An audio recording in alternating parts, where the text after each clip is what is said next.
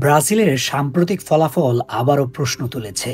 আসলে কার্লো আনচেলত্তির কৌশল কি ঠিক পথে এগুচ্ছে?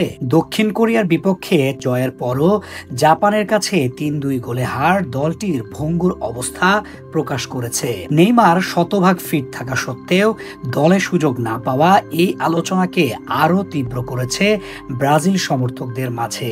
আনচেলত্তি হয়তো তরুণদের উপর ভরসা রেখে ভবিষ্যৎ ব্রাজিল গড়তে চাইছেন।